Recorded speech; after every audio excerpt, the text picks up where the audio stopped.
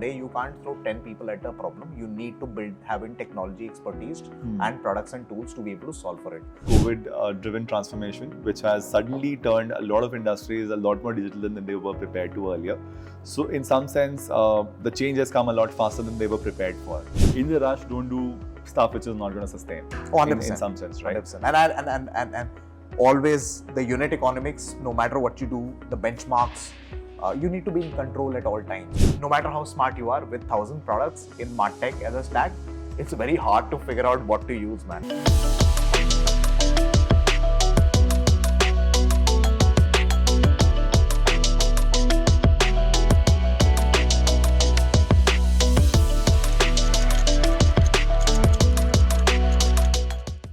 User engagement and retention is a crucial but least understood aspect of a growing and successful business. We are here to change that. Hi, this is Ankur. Join me as I dive into conversation with the best and brightest minds in user engagement to help you navigate the why, what, and how of this subject. Hi, and welcome to yet another episode of the State of Retention Marketing Conversations. We have here Apoorv, been with WebEngage for a long enough time to literally see the state of retention marketing evolve over the last, 8 years now? Yep. Where we've mostly started off with a whole bunch of new age startups and digital players to now having conversations and actually customers with the likes of Unilever, Akasa, and the leagues. Apoorv, thank you for doing this and welcome to the conversation. Thank you for having me, Ankur. Awesome. So, what would be very interesting as a starting point is your macro level overview on how you've seen this ecosystem in India evolve over the last 6-7 years, where the journey where people were, with large solutions, with offline and on-premise kind of solutions, to now SaaS, which has become mainstay. So what's been your observation on how this journey has panned out? Very interesting, yeah. So I think a lot has happened pre and post-pandemic. Sure. I think we started with a place where when we as WebEngage used to go and pitch our solutions to enterprise legacy businesses, the answer would be a smile and a polite no. And from there, I think we've reached a long way where I think we are partnered not only in India, but a lot of other countries with some large legacy players, who a couple of them are Fortune 100 companies and Fortune 500 companies as well. Sure. And I think that says that a lot has changed overall. That could be both ways, change for WebEngage as well as for the market, but yeah. Yeah. I think there's a lot more openness, to be honest. I think a couple of things to this is that one, I think we started earlier from a place where on-prem solutions were the only way to go, and the data policies across for these large enterprise listed IPO'd companies and so on and so forth also had to entail, because the rules were as such that they could not get on cloud of sorts. So I think with the AWS's and the Google Clouds and Microsofts of the world, we've gotten to a place where I think cloud largely, first of all, is accepted as a piece of technology today. And I think majority people, if not have moved fully from on-prem solutions, are either in hybrid mode or have fully moved into a cloud-based system. So I think that was one of the biggest wins, because unless a cloud setup can exist, none of us can actually sell to enterprises, I think, which also led to evolution of data policies and acceptances and so many other things, which brings me to the fact that when we started pitching in to the big boys or the big guys, we realized that they were used to branded solutions, I'd put it as, right? Brands that were used by generations largely were multi-country and very, very large setups which created these products, and majority of these companies came from the US, right? Some of these were facts, as I would say. I think a lot has changed from there. I think it took, one is I think with a lot of fundraising and a lot of startups coming in like us, a lot of problems were not only being solved in a more user-friendly way, but also a lot of point solutions were happening, and a lot of them, majority of them were on cloud actually. And I think not just us, but a lot of other solutions going into some of these ecosystems helped products like us get into the cloud-based product, get into such ecosystems as well. So I think three things that come to my mind. I think the cloud acceptance, the data policy, and I think also the talent that started going in these organizations. A lot of trickle has started to happen from modern tech-oriented startups and mid-sized companies to these companies when they started to digitize, because they did not have any kind of digital talent, and that talent largely came from smaller setups. There was talent, I wouldn't say, but it took some time for at least the senior talent was there. I think the people underneath, the doers and the users, I think was largely taken from some of these new age companies, Amazons of the world and so many others. Sure. So you have a Mukesh Bansal now leading Tata Digital in that sense, 100%. right? I mean, that's as credible an example as it can get in terms of how 100%. traditional companies are now looking 100%. at serious new And talent. also another Bansal doing Navi Technologies, which is now probably a new guy getting into an old new business guy getting into old. So you see the both ways sort of interchange happening. You know, so the people transformation, I think, is one of the more interesting parts of this component, and I'd love to double click there. So what has changed in terms of the kind of questions, solutions like WebEngage would be asked back then to, the period in between, and now in that sense, because these guys are not new to technology, they're digital natives in that sense. Do you encounter a lot of such people now in the world and in the world that we operate in? And is the questions a lot more penetrating, hard compared to what they were before? I think when people came, we went to people. I don't think people came to us. It'd be wrong on my part. No matter how much inbound marketing you did and how much branding that you did, I think we really made, as a tech startup, we really connected with other tech sort of companies or new age startups. But when it came to the legacy business, the real question earlier was, who are you? I think that's how pretty much there was. Yeah. There was two reasons for this. I think one, they were very happy in their own world. Yeah. And two, I think these were two different worlds altogether, and there was no correlation of sorts, right? Exchange of talent to this thing and so on and so forth. I think with time, apart from talent, I think the way of viewing business has also changed, right? And I think I was reading this definition somewhere. I think the real innovation basically is actually bringing the cost of technology down over a period of time, so that the technology can be used by a wider audience of sorts, right? So I think at one point in time, your CDPs and marketing automation systems were unaffordable by the larger strata of population altogether. All they could do is these small, long tail, easy to use, very, very restrictive, I wouldn't even say tools. They were like, smaller versions of tools. And that's what people would use with credit card payments to do these small pieces of sorts, right? And also what you would realize is, one of the very interesting observations that I had was, when we went to some of these large organizations, there are these large budgets, and these managers have, with various layers, some of these managers have small budgets as well, which are more credit card operated, right? So you could buy probably a $200 or a $100 tool to solve for a problem that you found critical without having to make a lot of explanation across, and you could pull that out from your budget, right? So the point was, what was happening is that a lot of these tools, whatever inefficiencies that they carried, right, as product suites and so on and so forth, from let's say UI, or maybe triggering of certain kind of emails in a certain way, push notifications and so on and so forth, right? They were either using freemium tools to overcome those parallelly with these tools, or they were paying these cheap tools to get some of these things done, because they were not very happy with the way the others were functioning. While you're paying for this, you're paying $1 million for this huge ass product, but the reality is you're using a freemium tool to solve an edgy problem that this product can't solve. So patchworks in some sense. Patchworks in some way, right? But a lot of this was happening. So I think over a period of time, what has changed, I think that's where I would like to come back to, is that I think one, overall, the ecosystem of startups across the world from a technology has taken a huge up, and there's so many of them now solving so many nice, cool ass things.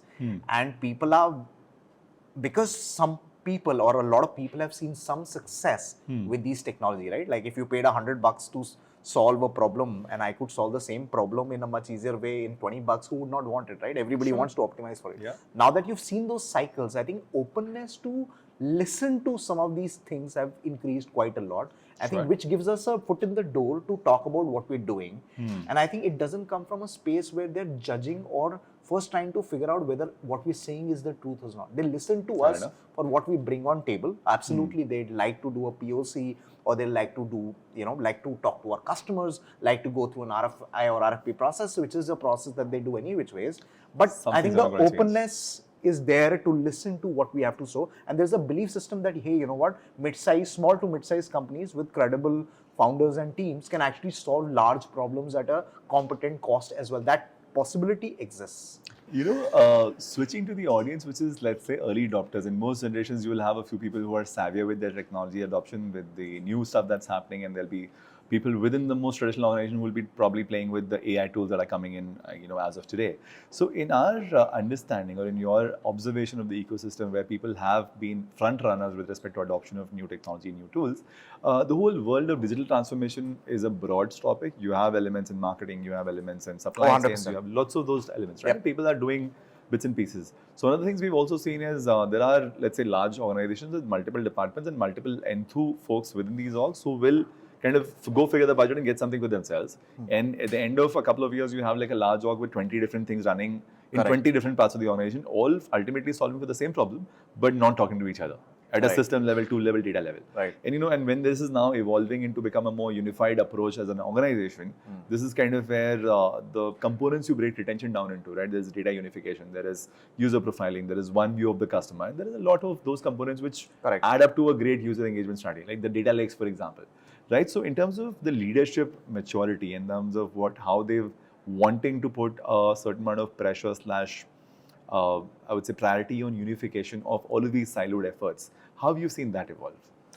Wow, yeah, great question actually. I think the way world is moving overall is, I think some people are, a lot of these large enterprises are naturally going from offline businesses to online or to the omni-channel strategy, right? And when I say omni-channel strategy, I don't intend to say that, hey, you know what, they're having an extension to buy online. What I mean that there is one central customer in that ecosystem, and he or she might decide to discover offline, buy online, discover online, buy offline, and that varied sort of an experience, Sure. right? And everything in terms of product, tech, system, organization, people, everything end-to-end operations has to align to it of sorts, right? Right. And when this change started happening, right, like, I realized initially people were building tech, which was like, hey, you know what, we'll do the offline ecosystem will have its own digitization and modernization, and we will probably from ground zero, scratch, build a tech ecosystem. I think that's where they started from, because Sure. they did, because to be honest, people who were building the offline world had no or not much clue at that point of time of the online world, and I don't think online people had a good idea of the offline world. So obviously, because of the talent, the exposure, the kind of use cases, the kind of case studies in the ecosystem, whether we with big guys, small guys, and so on and so forth, didn't exist as much. But what has over a period of time happened is that everybody's realized that these can't be two. They are two pillars of the same, house or a building, and so on and so forth. They're not two different buildings as such, right? So if they're the same pillars, even if one is weaker, the building or the house of cards will fall, of sorts, right? And hence, I think the concept of data lake, the concept of unified customer view has suddenly become, not suddenly actually, for a long time, it's a big problem to solve, right? Because there's so much legacy data and so much legacy tool, people, processes in place that it's not, you can't one day switch off and switch on, right? Like it takes a while, there is change management, people perspectives, and so on and so forth. So I think over a period of time, people have realized that this is one, right? You can have various people managing some projects and pieces, but the overall journey is one. And I think in last, I would, at least from an India standpoint, in last 5 years, the amount of people that have been trying to build their own data lakes, their internal data truths from an omni-channel standpoint, bringing in CDP systems Sure. to, CDP profile systems have been there for so long, Sure. right? CDP is more of a modern term, but and what they've realized, what I see now is that, there are some definitions of CDP, right? Or CDP expectation of an FSI versus a CDP expectation of an automobile is very, very different, and not necessarily a product can solve for it as well. So there are different challenges as well. But I think from a overall standpoint, one, I think unification, data lake, and central profile building is a key to anything and everything. Some projects of change management, a large bank has been working with McKinsey for like 3 years to sort this problem. So large problems is like millions of dollars being thrown at these problems. Their complexities are very, very challenging to solve, right? Now this scope of piece, because there's some people who've solved it, some people who are solving it. So I think talent overall from that standpoint is now there, both from an engineering, from a leadership, from a vision, from a data sciences standpoint. And as you rightly said, right now AI and ML on top, is becoming more successful as yesterday because the data availability, the centralization is more, and so the effectiveness of products like us on top of some of these things is also much better of sorts. We zoomed into the part where leadership and prioritization from the top is important. You mentioned there's some bank working with a large consulting firm to solve this problem, but India has a few hundred banks, right? And there'll be at different stages of maturity curve with respect to adoption of these things. But typically what tends to happen in the world of technology is what seems rocket science today, in a couple of years it becomes common knowledge, and that's how the world evolves, right? So the guy who's really the front of the charge, how is he looking at the world?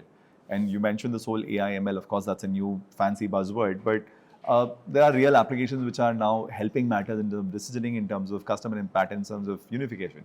Right. So how is the most assertive or aggressive front runner of the equation solving some of these topics? So I think everybody's understood that, earlier, specifically in developing countries like India, we used to throw people at solving our problems. And I think that is changing, because the cost of talent in countries like us is also increasing, and which is great. I'm glad that's happening, and it should happen further. Sure. I think that is bringing in that, hey, you know what, today you can't throw 10 people at a problem. You need to having technology expertise and products and tools to be able to solve for it.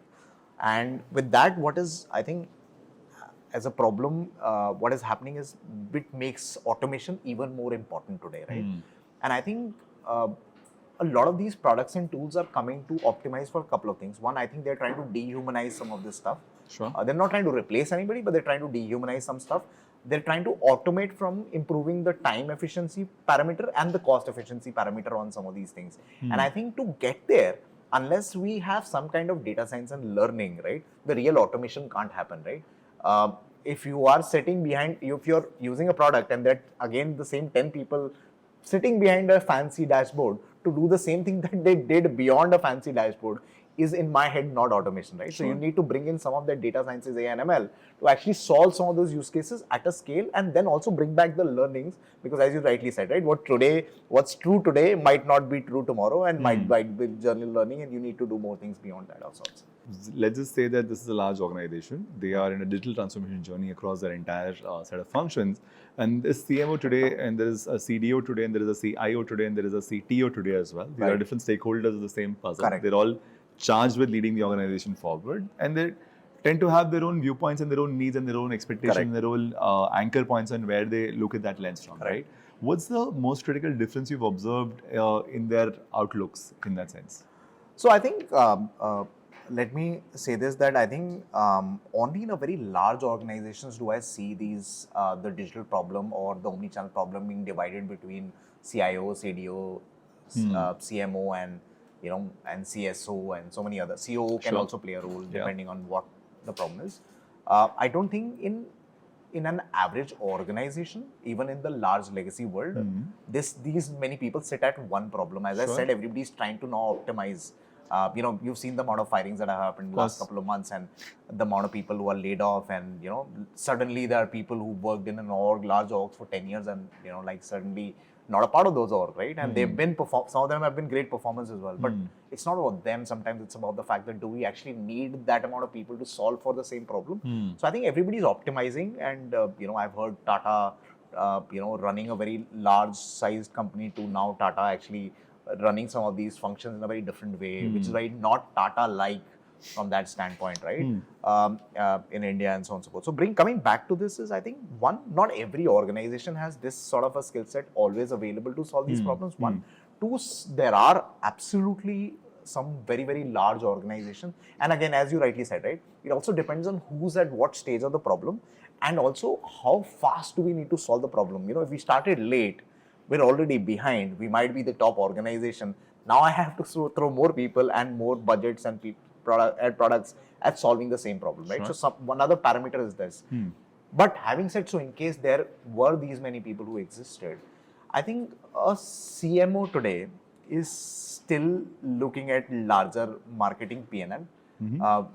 For him or her, I think it's still more customer centric, as compared to, is the customer online, can I push my customer online versus offline, and so many other things of sorts. Yeah, absolutely. If I can solve an experience and make it frictionless and bring a service to a customer at home, because it solves for a lot of cost and experience and some of the other issues, I will be on my priority. But I'm not trying to shift my offline customer to online, preferably of sorts. If that's how I see it.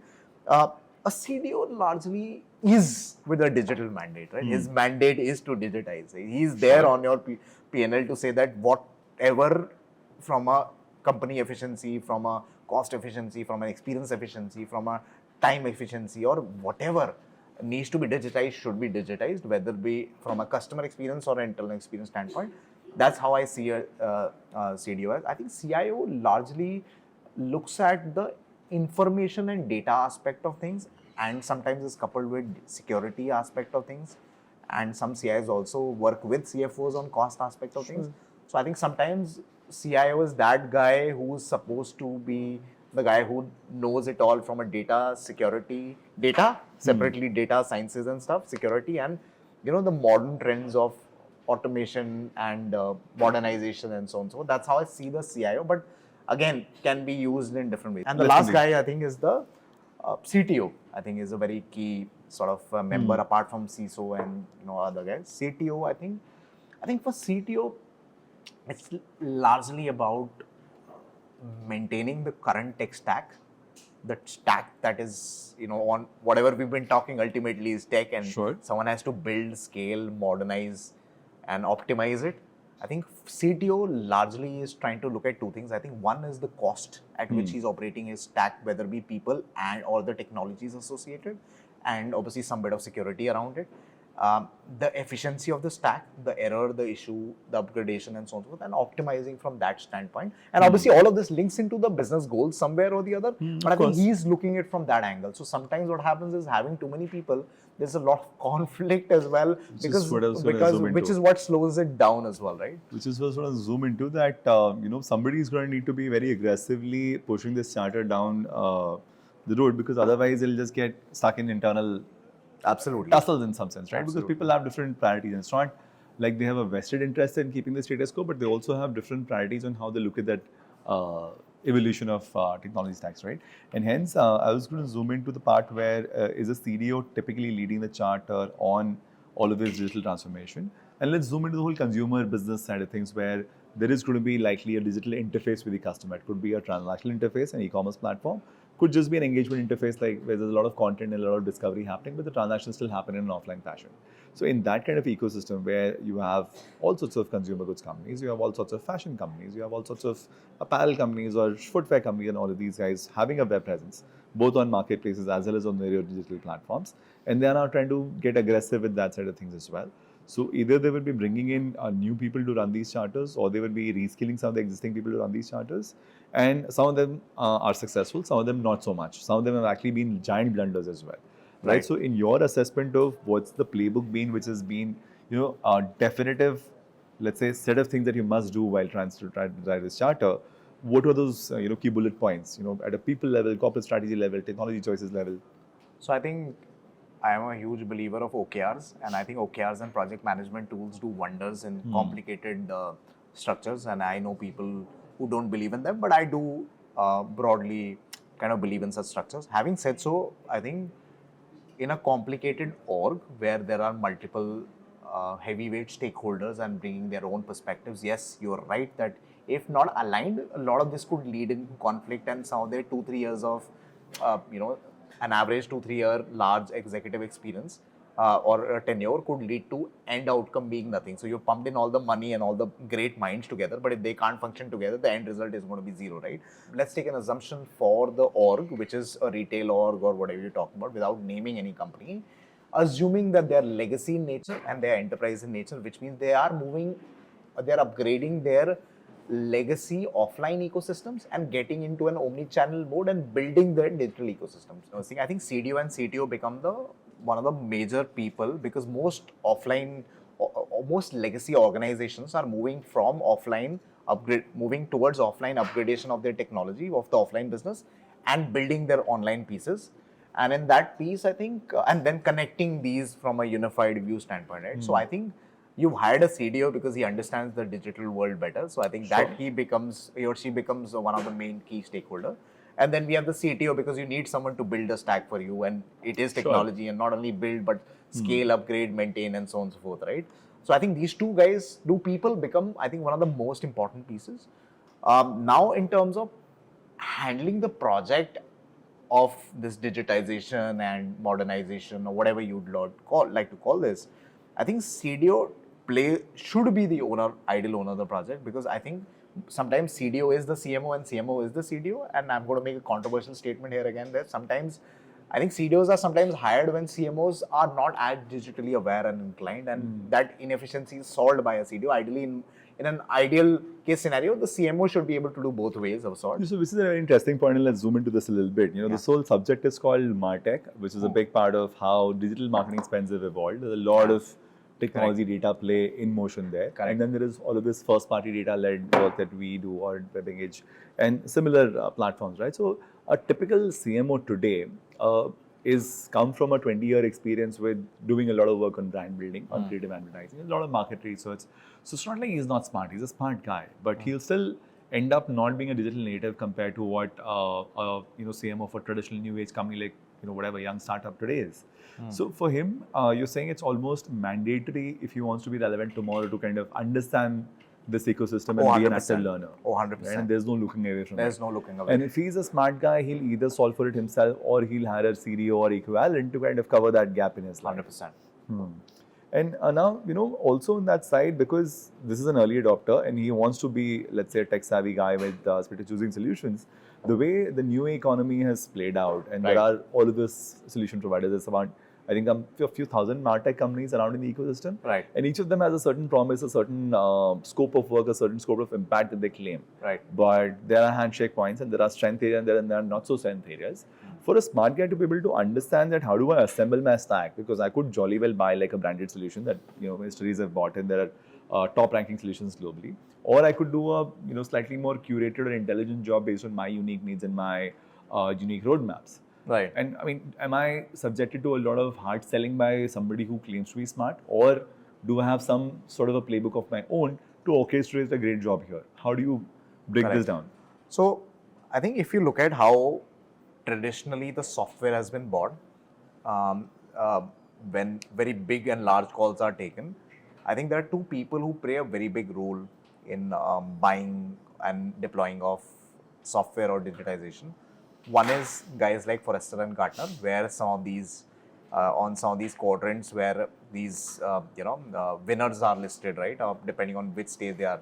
I'm not going into quadrants, but some of these larger or legacy or old age software companies are listed.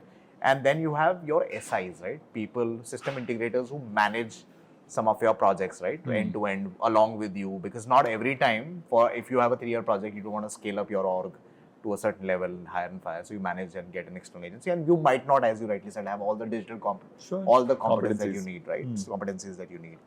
Having said so, one interesting trend that is changing very fast is that if you look at it from a 10-15 year back, you would hardly see any startup on some of these quadrants.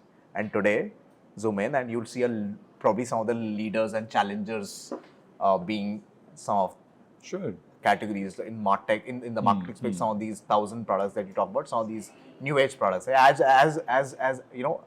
products who have not been there for even a decade and so. So that's one aspect of thing. The second point is that even with the SIs, right? Earlier, the SIs were only working with enterprise grade or legacy software, right?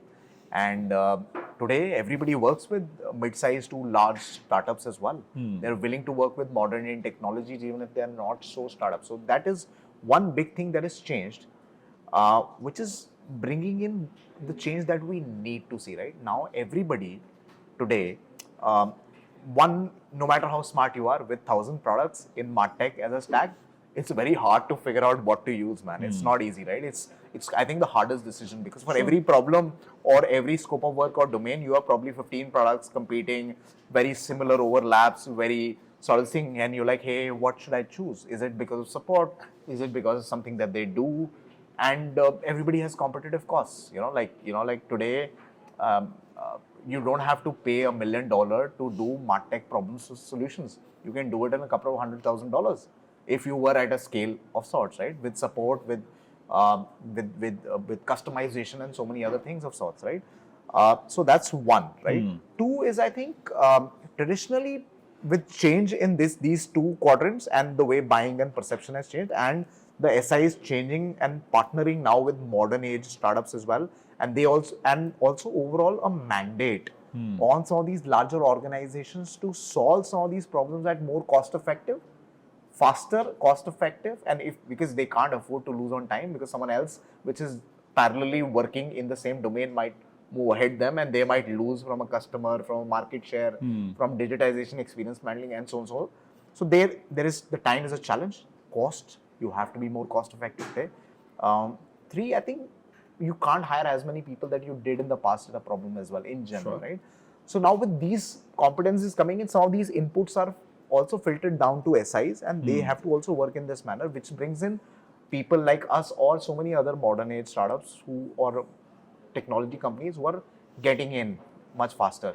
Vis-a-vis the earlier products that they used, they would buy, let's say, a stack of Adobe or a stack of Salesforce, and just all the underlying technologies work, similar technologies, complementing technologies, or of the same company of sorts, right? So you'd buy one stack and you'd solve probably you'll have 5 different modules, and the whole cloud will be deployed. It will probably take 3 years, 4 years to deploy that cloud in the fullest way, and it will take a lot of training. You might even have to hire external agency at an extra cost, or work with the SI to actually keep running it as well, right?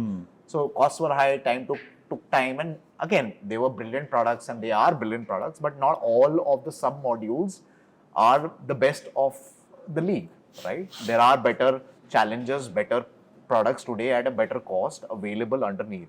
I think this change, both on quadrant and the SI side of the business, has led to people looking for specific products to solve point problems and trying to figure out a way to integrate. That's where the data lakes of the world and your CDPs and some of these technologies, or even pipes and technologies like which are infrastructure, which actually pulls in direct to some of these technologies, have taken a center seat.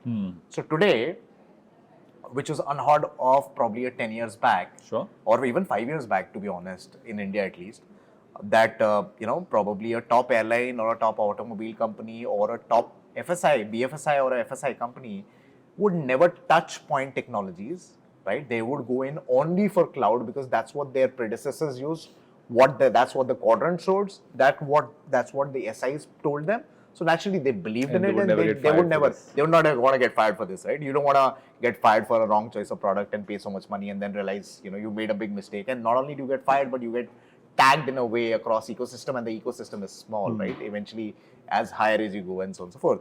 So now people are willing to use with very open minds, newer age technologies which talk to each other and integrate. So rather than using a product, I would use probably from a marketing automation standpoint, I'd use a campaign management tool with, let's say, a chatbot to let's say a e-commerce platform underneath, a different specialized underneath inventory platform to, let's say, what would you say, a separate product analytics platform to, so many GA and so many others, right? So all of this could collectively form your stack today, and you might use better point solutions, more user-friendly, smarter, cheaper, easier to deploy, and still do more than what one large cloud or a solution could do for you, right? So that's, I think, where we've come in and why we've come in there of sorts. So the interesting parallel I see on this one is there was a time when there used to be these expensive pre-assembled computers from large brands like Hewlett Packard and Compaq and all of that. And then, the smart college kids would just go to,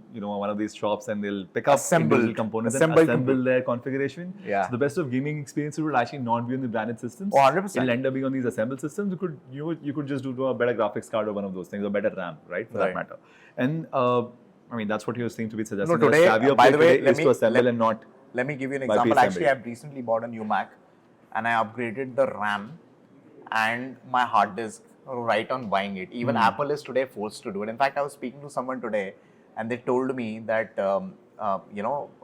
very different from what we're saying right now. But even on the servicing side, right, companies like Apple earlier were used to either you were on warranty or you'd have to replace the whole thing. There was no repair part that was given to you.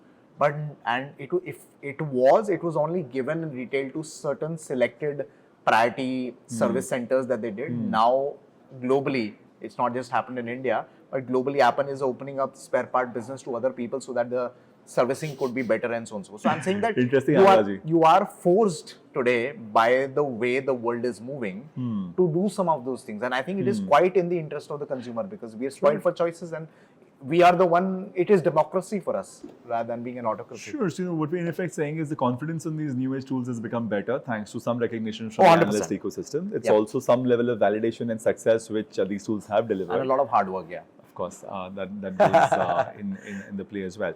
But what we're in effect saying is a savvy CMO or a savvy CDO today will operate in an integrated technology data kind of fashion, have an underlying data lake in place, but not get tied down to a single complex ecosystem which 100%. you can't get out of, which does not talk to other things. Also, it gives them an added advantage to actually replace a point solution if it goes wrong versus staying back with the whole product because now I have to live with the inefficiencies as well. So if I smartly integrate, if you're not doing well for me, I can actually replace you with someone else in a point solution form, and there's a lot of threat on both sides, right? This is very interesting, because on one side this makes the problem of setup more complex. That okay, I have to make sure everything talks to everything. At the same time, it's keeping all the CDO becomes a more important person. It also means that every vendor that I'm working with remains on his toes because he doesn't have like a secure space that this account is settled and I can be at ease, right? Because they have to be that much more agile to make sure they're solving that problem the best in their category. 100%. If they end up being outrun by somebody else, they will still be at risk of And this is not just the nuance. I think a lot of people have started doing this because of a lot of people have suffered as well, right? Like,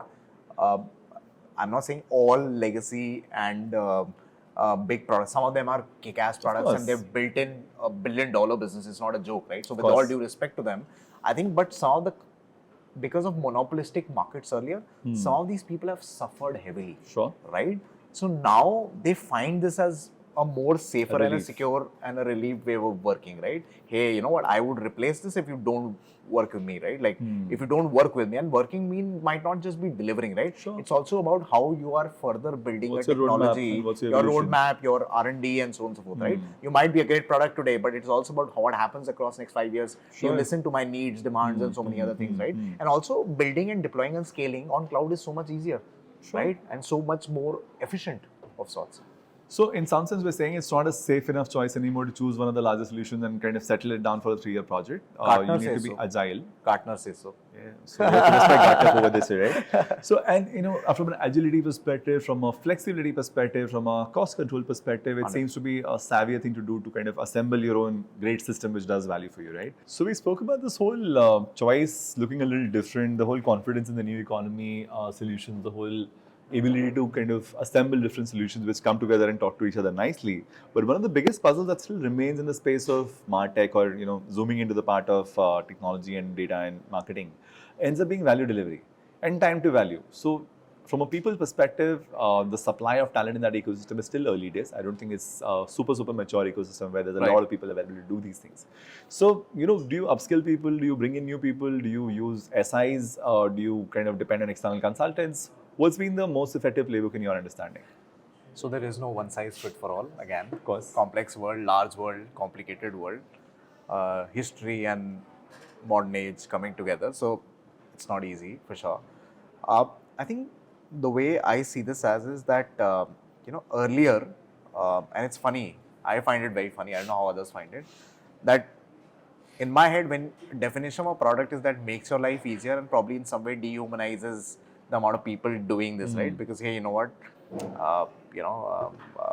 but coming back to this is that when the legacy or enterprise grade products are sold, I can understand the complication of deploying the product, but to run the product and deliver value, you need, in spite of having a large organizations have large departments and large teams, right? Like some of the departments are bigger than the size of our entire org, right? Like, marketing could be bigger than that, depending on the size of the org. So I'm saying there is no dearth of human resource and money to internally build team and a knowledge strength around it, right? Like, or a center of excellence for, as you call it, right? But in spite of that, the product was so hard to use and complicated to use. Some of them are still very hard to use for such silly problems that you have to have an external partner to run these products. You bought a product, you paid $1 billion, you paid another $1 million to deploy it. Now you need an external agency to actually run the product as well. So I think in a way it's counterintuitive to what product stands for, right? Like that's how I see it. I don't know everybody sees it that manner or not.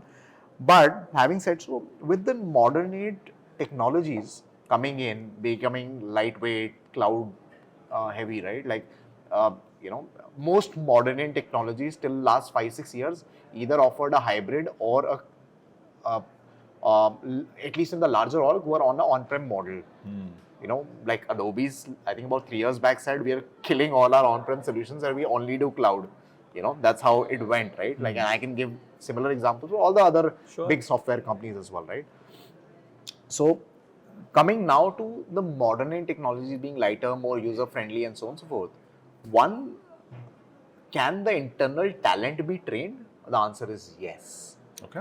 And a lot of these organizations, while have account managers servicing the larger orgs from a OEM standpoint, OEM's account manager is servicing probably the customer. But I think the product can now be run internally if there is a mandate from the top to do it. Now, it depends on what kind of leader you are and so on and so forth. Would you lead this into the whole consumerization of technology interfaces? Oh, because the UI UX focus of these guys is very different from what the UI UX focus of the other guys was. And I think also the way they are designing and solving these problems and the depth that they're going to now, because of them being a lot of point solutions and not trying to solve. Some of them are trying to solve not only point but large problems as well, but slowly and different ways of evolution. But my point being is, you're right. It is consumerization, right? Like there is a dearth of tech talent and talent as compared to earlier available, and they're more friendly with the usage of these products and tools. One. Point number two is that the talent, there's a lot of opportunity to upskill some of these things, right? Like, how could you upskill yourself if you didn't know? Is there a space and a place where you can go and go? Like, a lot of edtech companies offer free courses now, right? Like, you could go to Coursera. If not, if you don't know what you don't know, you could do a Google 360 course at a certain low value cost, right? So if you not know this fully, but at least from a theoretical standpoint, you could know a product without even using a product of sorts, right? So one aspect is that. If I zoom in from a leader standpoint on how does he deliver the most value or extract the most value once he's bought whatever complicated stack or whatever, I would say, well-assembled stack he's done, what you're saying is there's enough room to upskill people. These tools are user-friendly enough so they don't need a lot of, let's say, massive upgradation compared to what other tools might have needed historically. Correct. And beyond this, what is it that you've seen good guys do in some sense, right? How do they make sure that they're extracting the most? So I think people have realized that if they don't build center of excellence inside, and so large orgs will have 2-year attrition cycles. That's how they work. So people will come and go. But the challenge is that if you don't have decent center of excellences around these internally and they're not trained people or multiple people trained on some of these things as a stack, then the handshake might be quite hard and knowledge transfers quite be hard. You can't alone be dependent on people outside. I think people are slowly realizing this. And because they have the cost budgets and hey, you know what? I can do a lot more training sessions if I'm a part of a larger org as compared to a startup and so on. Sure. Because the money spent on L&D is huge and humongous, right?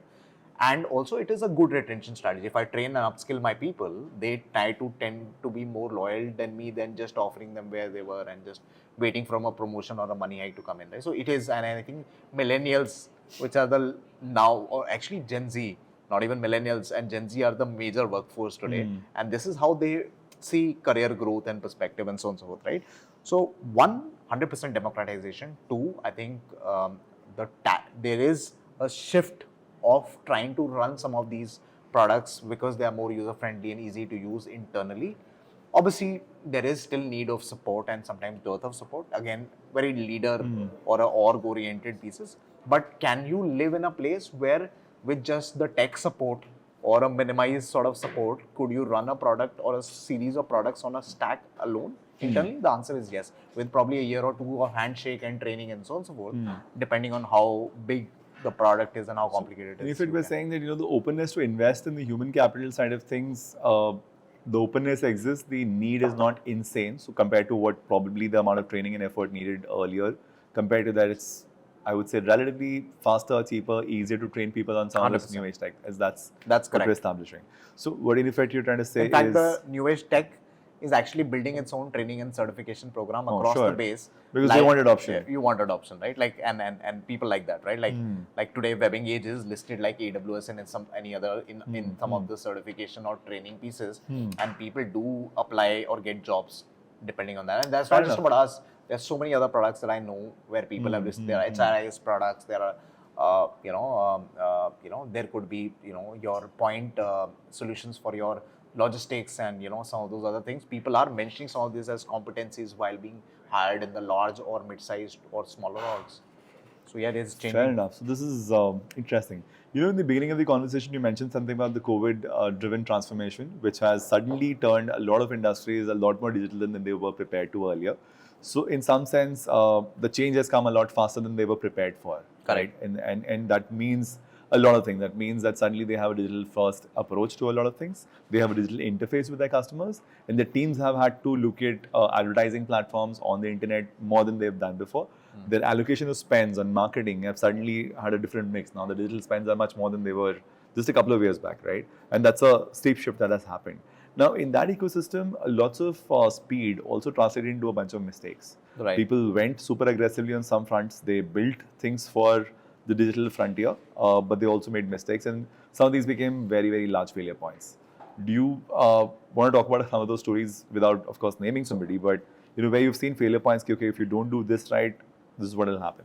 So two parts to this. One, I want to say, when often people confuse digitization or digital ecosystem with the consumer facing ecosystem, right?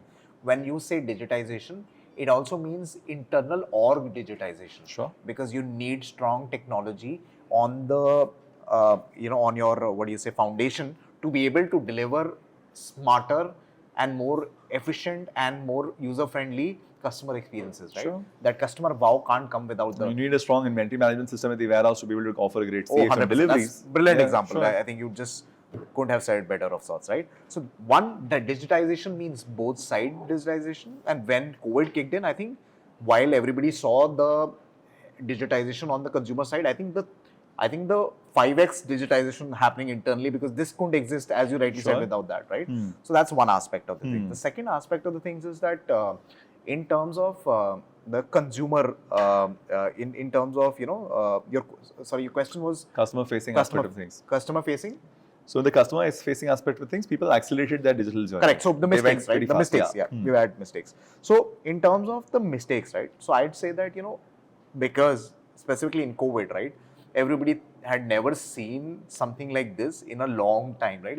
The last reference was of a Spanish flu, which was probably hundreds of years back, right? Like, so what I'm trying to say is that no one in the current and the previous generations had seen something like this, and everybody assumed that it'll pass by in a couple of days or so, and it then went to a couple of months, and then people realized this is here to stay for a bit. And I think that also led to people seeing because everything got shut, so there was zero revenue. No one, including like Tatas and Aditya Birlas of the world, or Ambanis of the world, or all of that. None of them, even the Jio and the Reliances, hadn't seen like zero revenue. Apart from a few segments and sectors, everything came to a standstill. Like Adidas had to shut store, Nike had to shut store, retail went into this thing, the malls were gone.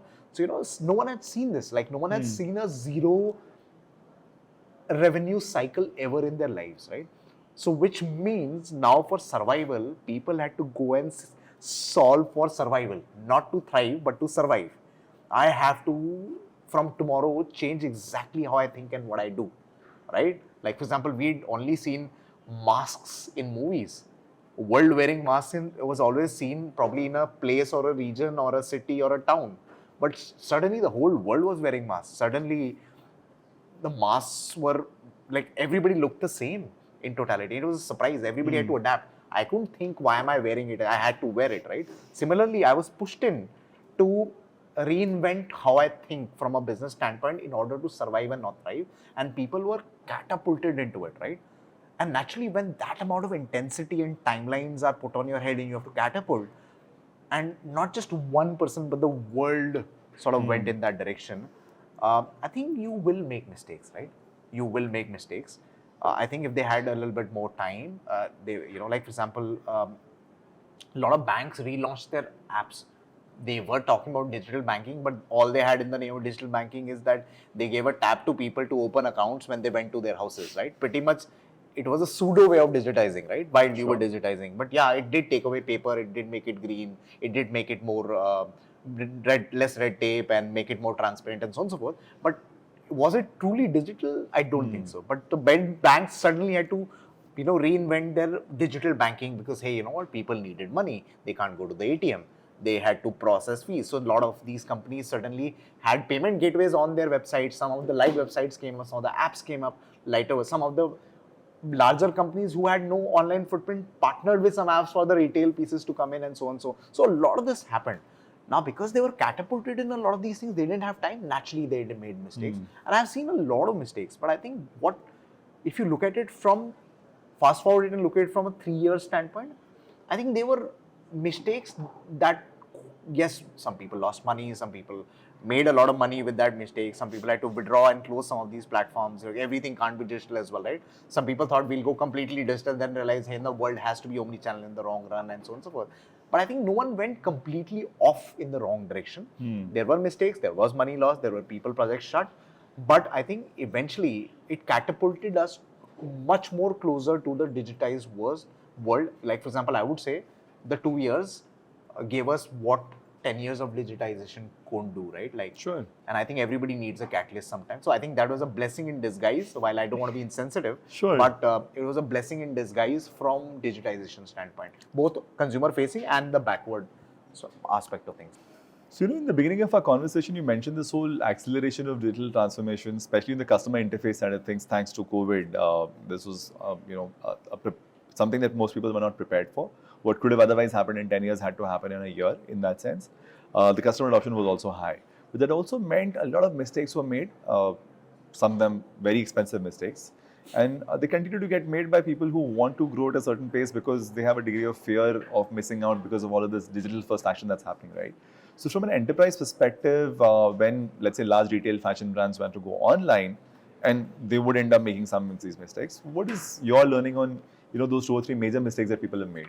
But I think I'm going to start from the fact that not only mistakes were made on projects, but mistakes were made on acquiring companies and then they becoming zero revenue and zero employees, and eventually, letting go of writing off that as off your P&L and so on and so forth. So I think mistakes have been that aggressive. Of course. This is nothing of this thing. But having said so, yes, I think you rightly said so. I think people were catapulted into change, and I think a lot of that was beyond their control, and specifically in that change because you were forced to now take the experience to the customer's house, irrespective of the product or service that you are offering, whether it be in India or abroad, and you did have no other option. So people who were behind the curve any which ways and were taking it lightly or were on the periphery were suddenly uncomfortable, and they needed probably injections to build their muscles, right? And that's how it went to, right? Like, sure. and a little bit of FOMO and everything else as well, right? And they had a lot of pressure because some of them had zero P&L, right? Because nothing was open, so they had nothing to sell or service. So they were in pretty much this thing, and as long as they could survive, otherwise the house would break, right? And with that extreme, I think a lot of people just point blank started digitizing, right? Hey, because it is what it is. So I make a website, I make an app, I make this.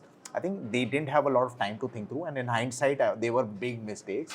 But I think they were also mistakes because they were put into that by force, right? So that's having said so, right? But I think what we need to understand, right? Like before you decide to digitize a business, why are you digitizing it? Who are you digitizing for? Is it an omni-channel experience? Is it just a pure digital experience? All of this has to be thought through. And how is it going to sustain beyond a certain period of time? Everybody knew, COVID is going here to stay. But we knew it might take 2 years, it might take 3 years or 4 years or whatever. But there will be a world which might change and deviate post-COVID as well, and things will open up. It might take time, right? So if people thought from a process that this was here to stay and this is the experience I would offer, I think they were here for failure. So what we saw was, random digitization projects coming in where apps were created, websites were created, the flows weren't thought through, the acquisition strategies weren't thought through, right? And the tech stacks and what we need to bring along with it wasn't thought through, right? So you basically didn't even forget, your acquisition wasn't thought through to forget the retention part of it, right? how would you engage, how would you communicate, how would your tickets come in if there were queries, issues, will call center be enough, or you need to have a ticketing ecosystem as well? Do you need to have an engagement product online, because hey, you know what, there is no salesman selling all of this today, to educate, to all of that, so, right? So a lot of money was pumped in, and I don't think a lot of people, because you were in desperation, you got anybody and everybody as a customer profile online onto your platform, and not everybody is online also. India is still at a certain level of digital penetration, so, and retention was an afterthought for sure, right? So I think there were a lot of mistakes made in terms of, first of all, strategizing in terms of the longevity of the longevity and goal and the vision of the whole project and parts of the project. And then I think it wasn't thought through, and hence anything which from acquisition to retention to support and so many other things weren't thought through. And because it was a broken project and it wasn't this thing, it eventually fell apart. So a lot of, I think, couple of crores or millions of dollars were lost. People were let go of. A lot of negative things happened. But I think what that teaches us is that that brings back to the leadership that you have. If you are put into that pressure area, right, it's important, and that's what makes leaders, right? You got to think through the problem from a longevity standpoint and make sure that, there might be priorities that you want to jump to, but hey, you know what, you can't forget getting the right, for example, acquisition strategy. You can't go wrong with your acquisition strategy. The consumer experience of your website or app has to be of a certain level. The platform that you choose to build all of this on has to be right. It has to sink into a larger construct of your digital profiling. Retention has to be a pre-thought, not an afterthought, right? Because you can't keep pumping in money. Customers can't keep dropping off, or just buying using coupons and discounts. Eventually, all of this at some day has to become profitable. I think that's the buzzword. But all of this has to, right? The amount of money that you're spending on technology, people, these initiatives, someday, even if it is an experience is short term and then is going to, become sustained or stabilize, has to eventually become profitable and has to add value to the larger business. I think that wasn't thought through, and eventually the pack of cards fell and a lot of money was burned. And sad part is not just the money, but there were people who were let go of, and they are still being let go of, right? So I mean, that's obviously a fairly mixed bag of experience. But to kind of put it in a fewer set of words on what you're talking about is, in the rush, don't do stuff which is not going to sustain. 100%. In some sense, right? 100%. And always the unit economics, no matter what you do, the benchmarks, you need to be in control at all times. You can't deviate too far. Fun fact is, the traditional businesses, the way they've been built in India, have always been built up with a lot of enduring principles, with a lot of P&L sensibilities in mind. But somewhere all of this new economy action, all the VC money getting pumped into the ecosystem has probably led to a certain degree of fear in those traditional companies as well, there, for sure. Which is now leading to some of these jumping the gun kind of plays and potential mistakes. I think a lot of people just copy paste, right? You can't, right? Like a business which is not there for 50 years and just been there for 5 is doing something here is quite different from, you might take some elements out of it, you use them for your business, but you can't just copy paste the whole business, right? Sure. I think a lot of times one of the biggest mistakes that people have made is that they've hired the entire or pushed the entire team of a smaller company to think that they'll build a parallel thing. And that's, I think, a very bad approach in my opinion, because then you're hiring them and putting them a vision of actually copy pasting what they already did, vis-a-vis saying, how can you build this as per my current ecosystem? Because I have a legacy which is worth a couple of decades or more, right? And which has its own set of strengths. And so, very interesting to look at how the digital transformation space has evolved, how the choices have become a lot wider than they were earlier, how intelligence in those choices has also become more mature. So on that note, thank you so much, Apoorv, for this conversation. Very interesting, very insightful. We're going to try and summarize a lot of these learnings in various ways and distribute them right. Thank you for having me, Ankur. Cheers. Thank you for joining us on the State of Retention Marketing. I hope you found today's conversation interesting. I had a few takeaways. First, in today's day and age, a CMO can't look away from data and tech anymore. Either you learn it yourself or you surround yourself with trustworthy people who bring that skill to the table. Second, choices made out of fear or chasing short-term outcomes have their pitfalls. Sustainable businesses will think through retention even if they're starting out acquisition. Third, a modern marketer is prepared to assemble his MarTech stack with solutions that do one thing very well and talk to other systems. The days of a single behemoth solution are passé. Hope you're able to incorporate some of these in your decision making. See you soon again.